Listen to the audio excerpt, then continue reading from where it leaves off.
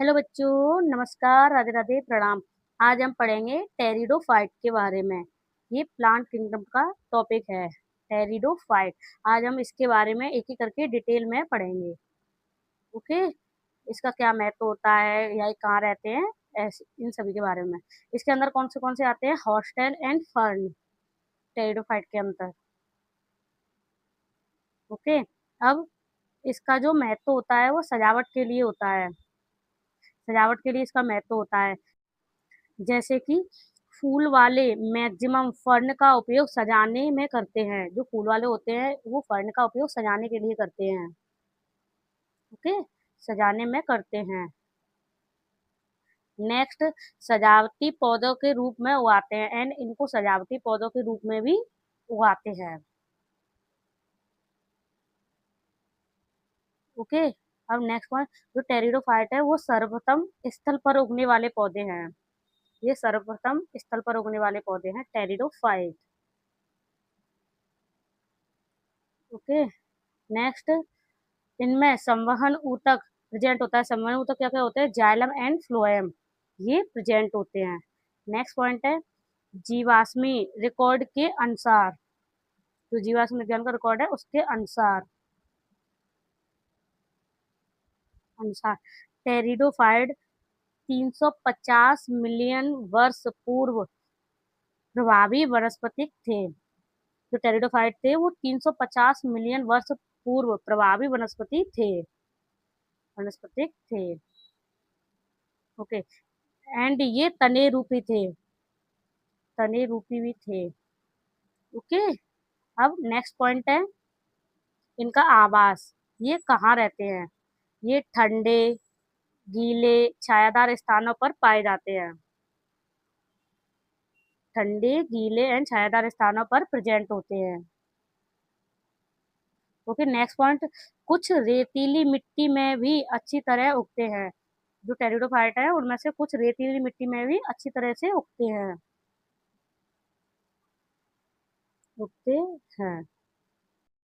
Next point है, इनकी मुख्य पादप काय कैसी होती है? स्पोरोफाइट है, बीजाणुद्विद स्पोरोफाइट है।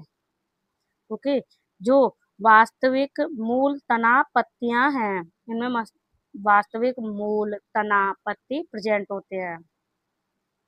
ओके, और जो स्पोरोफाइट है वो क्या है? इसमें बीजाणुधानी प्रेजेंट होती है और बीजाणुधानी बीजाणु पर्ण पर लगी होती है, पर लगी रहती है।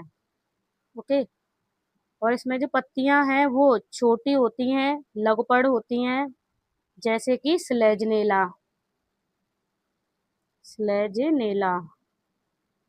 एंड कुछ बड़ी एंड बृहद पर्ण हो सकती हैं, होती हैं, जिन्हें क्या कहते हैं? फर्न, जैसे कि फर्न ये हो सकती हैं। ओके, बीजाणुधानी जो पत्ती की तरह होती है। ओके, अब नेक्स्ट पॉइंट है, कुछ टेरिडोफाइट में बीजाणु पर्ण सघन होकर एक सुस्पष्ट रचना बनाते हैं। तो कुछ टेरिडोफाइट है उसमें जो बीजाणु पर्ण होते हैं वो सघन होकर एक सुस्पष्ट रचना बनाते हैं, जिसे क्या कहते हैं? शंकु कहते हैं, शंकु कहते हैं।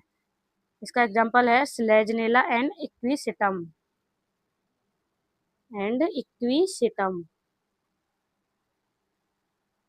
ओके, नेक्स्ट, बीजाणुधानी में प्रेजेंट बीजाणु मात्र कोशिका। जो बीजाणुधानी है उसमें स्थित जो बीजाणु मात्र कोशिका होती है वो मेयोसिस के बाद स्पोर बनाती है। मतलब इसमें सूत्र के विभाजन के बाद क्या बनते हैं? स्पोर बनते हैं। ओके, और ये स्पोर अंकुरित होकर क्या बनाते हैं? युग्मकोद्भिद बनाते हैं। इनसे युग्मकोद्भिद बनता है, जिसे क्या कहते हैं? प्रोथैलस कहते हैं। युग्मकोद्भिद ये क्या होता है? ये छोटा, बहुकोशिक, मुक्तजीवी, अधिकांशतः प्रकाश संश्लेषी थैलाब है। ओके, नेक्स्ट युग्मकोद्भिद क्या होता है? इन्हें उगने के लिए ठंडा, गीला, छायादार स्थान चाहिए। युग्मकोद्भिद को उगने के लिए क्या चाहिए? ठंडा, गीला एंड छायादार स्थान चाहिए। ओके, अब नेक्स्ट निषेचन के लिए इन्हें निषेचन के लिए पानी की जो आवश्यकता होती है बहुत कम होती है। निषेचन के लिए पानी की आवश्यकता कम होती है। नेक्स्ट इनके फैलाव एंड ये कम भौगोलिक क्षेत्र तक सीमित हैं। कम भौगोलिक क्षेत्रों तक सीमित हैं। ओके, अब नेक्स्ट पॉइंट है युग्मकोद्भिद में जो युग्मकोद्भिद होता है उसमें नर अंग एंड मादा अंग प्रेजेंट होते हैं। जो नर अंग होते हैं उसे बोलते हैं पुंधानी और मादा अंग को बोलते हैं स्त्रीधानी। और पुंधानी से पुमड़ू निकलते हैं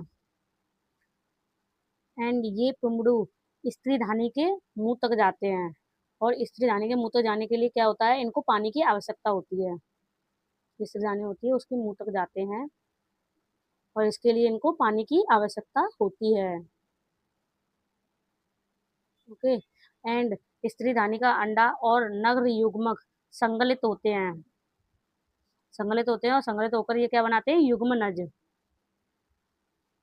युग्मनज बनता है और इनसे क्या बनता है? स्पोरोफाइट बनता है। स्पोरोफाइट बनता है। और ये स्पोरोफाइट कैसा होता है? बहुकोशिक एंड सुस्पष्ट होता है। और ये टेरिडोफाइट की सबसे प्रभावी अवस्था है। टेरिडोफाइट की प्रभावी अवस्था है।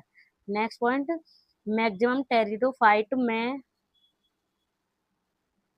स्पोर होते हैं वो एक प्रकार के होते हैं। अधिकांशतः टेरिडोफाइट में स्पोर एक प्रकार के होते हैं। ऐसे पौधों को क्या बोलते हैं? समबीजाणु। समबीजाणु and Selaginella and Salvinia. Selaginella and Salvinia इसमें दो प्रकार के स्पोर होते हैं। दो प्रकार के स्पोर होते हैं। एक होता है ब्रैड स्पोर और दूसरा होता है लघु स्पोर। जो लघु स्पोर होता है वो जो ब्रैड स्पोर होता है वो मादा होता है और लघु स्पोर होता है वो नर होता है। ओके, और जो मादा स्पोर है मादा युग्मकोद्भिद बनाता है और नर स्पोर नर युग्मकोद्भिद बनाता है। ओके, और नेक्स्ट वन, मादा युग्मकोद्भिद अपनी आवश्यकता के लिए पैतृक स्पोरोफाइट से जुड़ा रहता है। तो मादा युग्मकोद्भिद होता है वह अपनी आवश्यकताओं के लिए पैतृक स्पोरोफाइट से जुड़ा रहता है। एंड जो मादा युग्मकोद्भिद है वो युग्मनज का विकास होता है। उसमें युग्मनज का जो विकास होता है एंड इससे नया सहसब भ्रूण बनता है। भ्रूण बनता है और जो बीजी प्रकृति की ओर ले जाता है। जो बीजी प्रकृति की ओर ले जाती है। ओके, अब हम इसके एग्जाम्पल के बारे में पढ़ेंगे टेरिडोफाइट के। इसके 4 वर्ग होते हैं। कौन से? साइलोपसीडा, दूसरा है लाइकोपसीडा, तीसरा है स्पिनोपसीडा, चौथा है टीरोपसीडा। जो साइलोपसीडा है उसके अंदर क्या आता है? साइलोटम। और लाइकोपसीडा के अंदर आता है स्लेजनेला एंड लाइकोपोडियम। और स्पिनोपसीडा के अंदर क्या आता है? इक्विसिटम। और टीरोपसीडा के अंदर क्या आता है? Dryopteris and Pteris and Adiantum. Okay, ये कंप्लीट हुआ पूरा टेरिडोफाइट। वीडियो अच्छी लगे तो एक लाइक कर दिए, चैनल को सब्सक्राइब करना ना भूलें और कमेंट में बताएं आज का लेक्चर कैसा लगा। Okay done, bye bye.